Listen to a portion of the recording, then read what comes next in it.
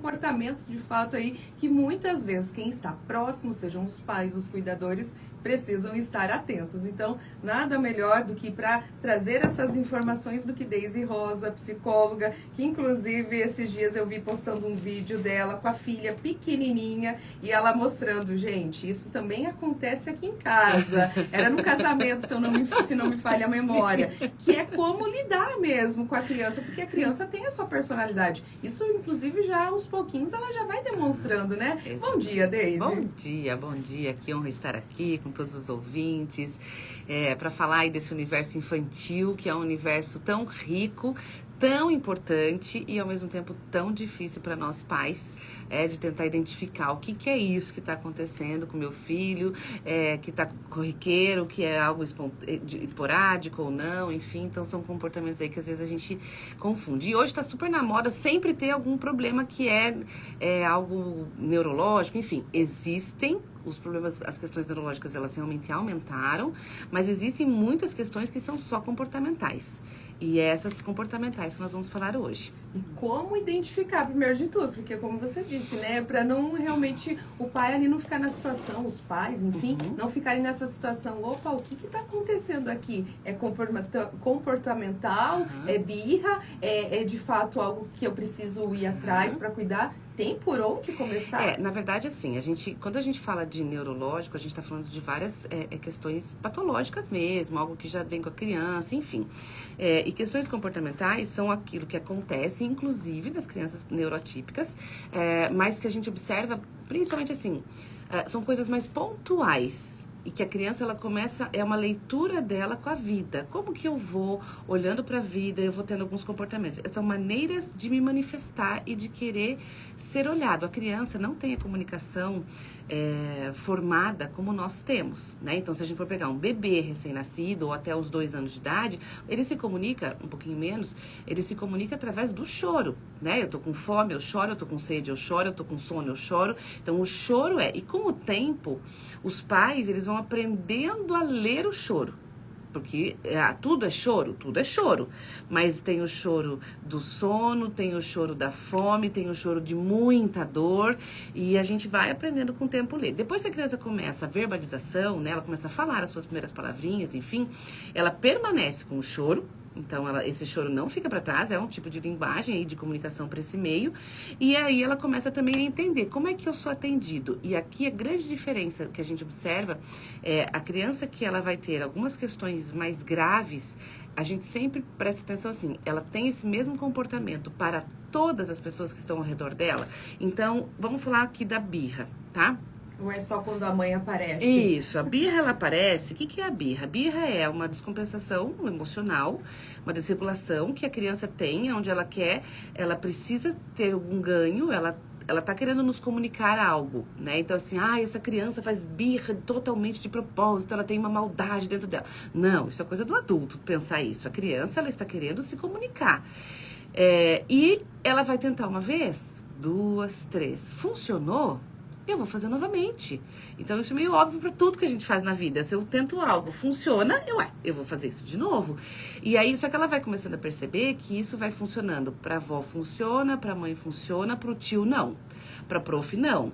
Então, a criança ela começa a ter, a partir dos 2 anos, mais ou menos, né? Claro que depende muito de cada criança, um pouquinho mais, um pouquinho menos. Mas é quando ela começa a ter noção social.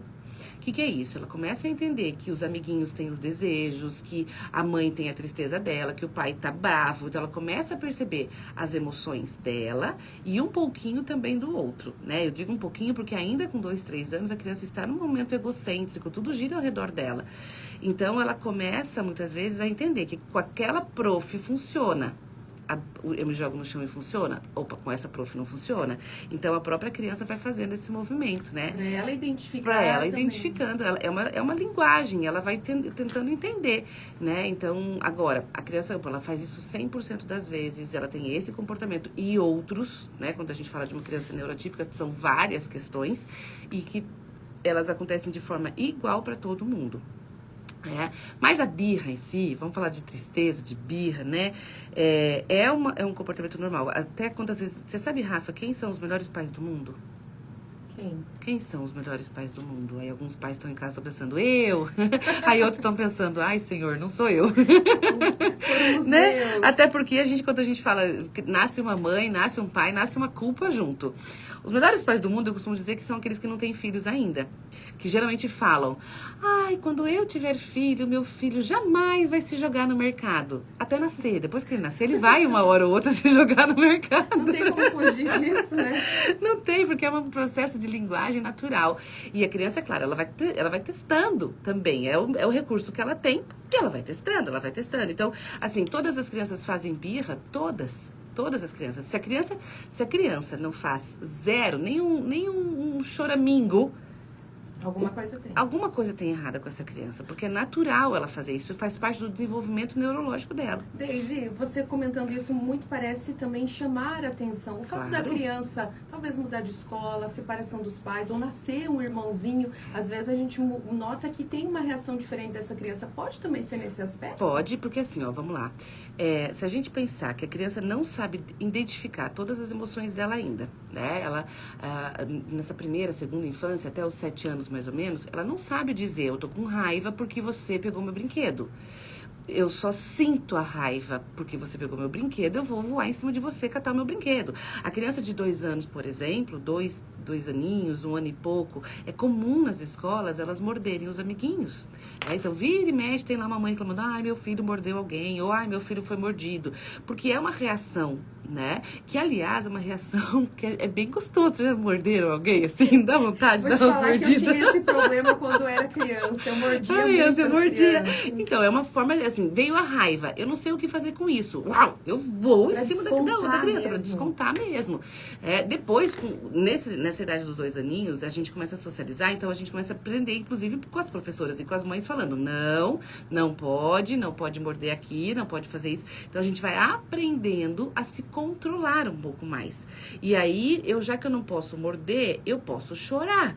Eu não posso morder, eu posso, na cabeça da criança, né? Eu posso pegar um brinquedo e quebrar, ou eu posso ir lá e tirar o brinquedo do outro amiguinho, mas a raiva existe em mim. E aí, por isso a importância do adulto explicar para a criança o que é que ela está sentindo. Hoje a gente tem o filme Divertidamente, que é fantástico e todos os adultos precisam assistir, né? Eu falo que não é nem só as crianças, os adultos precisam assistir, porque eles foram muito felizes em trazer em forma de boneco, de desenhos, de imagens, aquilo que está dentro da gente. E tanto o filme 1 quanto 2, eles trazem as emoções desagradáveis, que é a tristeza, a raiva, a ansiedade, o medo, enfim, que são emoções desagradáveis de sentir, mas que têm uma função na nossa vida. No filme primeiro, por exemplo, a alegria ela tenta excluir a tristeza de tudo quanto é jeito. E a vida da menina desmorona. Até que a alegria ela entende que não tem como. A gente tem tristeza, a tristeza faz parte da nossa vida. E junto com ela vem a decepção, vem o desejo de ficar sozinho, a irritabilidade. Então, são várias coisas que vêm junto com as emoções. Por isso que falar para a criança, isso que você está sentindo é raiva, isso que você está sentindo é tristeza. Então, fala o que você está sentindo. E aqui tem a diferença que a gente pode hoje fazer com as nossas crianças. Nós, Rafa, fomos ensinados a engolir esse choro. Engole esse choro. É feio ter raiva. Entrega tudo pro seu amiguinho. Então, assim, engole. E a gente cresceu engolindo.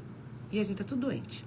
Né? Estamos aí guardando e temos aí hoje um monte de coisas por guardar demais, por ter que ser querido demais, por escutar demais aquelas frases, o que é que os outros vão pensar se você... De ter que agradar os outros, De ter que agradar os outros. E hoje eu vejo que as nossas crianças, elas são um pouquinho mais evoluídas que a gente, porque elas não precisam carregar isso. Se a gente souber dizer pra ela que, ok, eu entendi que você tá com raiva do seu amigo por isso, mas o que é que você faz com essa raiva? Então vamos falar o que você está sentindo. Eu estou triste. Por que você está triste? Então chora, pode chorar. A gente deve acolher o choro dessa criança na tristeza. Explica para mim por que você está chorando, o que está acontecendo, o que fez você ficar triste. Olha, então quando a gente fala, agora você falou, chorou, agora respira. Foi passando. E aqui o mais importante de tudo para nós adultos, ensinar uma criança que passa. Quando a gente ensina para a criança que passa, a raiva passa. Você tá com raiva, não finge, engole, não engole. Põe pra fora. Fale que você tá... porque o outro pegou meu amiguinho, meu brinquedo... Pronto, falei. Ai, e agora o que você sente? Alívio, porque você falou, olha só, você pôs pra fora a sua raiva e a sua raiva foi embora, tá vendo? Então, ela agora passou, você tem que sempre pôr pra fora. Você tá chorando, você pôs pra fora, se expressou, e a tristeza uma hora também vai embora. O que significa explicar que vai embora essa emoção, mas que vai voltar depois de novo por outras coisas? Eu ensino pra essa criança que vai, mas não dura para sempre. E por que a gente precisa ensinar isso para a criança? Porque essa é a melhor prevenção de suicídio que temos hoje. Quando a gente fala, nossa, Deise, você está falando de suicídio com criança? Claro que eu não vou ficar falando para a criança o que é isto. Mas entende que quando a gente fala de prevenção, a gente começa com a infância. Evitar lá na frente. Evitar lá na frente, por quê? Porque se a criança aprender desde pequenininho que vem a emoção desagradável, eu vivencio ela, eu sinto ela, eu sofro ela, eu falo sobre ela, eu escrevo sobre ela, eu choro ela, passa ela. E aí, quando passa, eu entendo que amanhã vai ser outro dia, que daqui a pouco vai ser outro momento.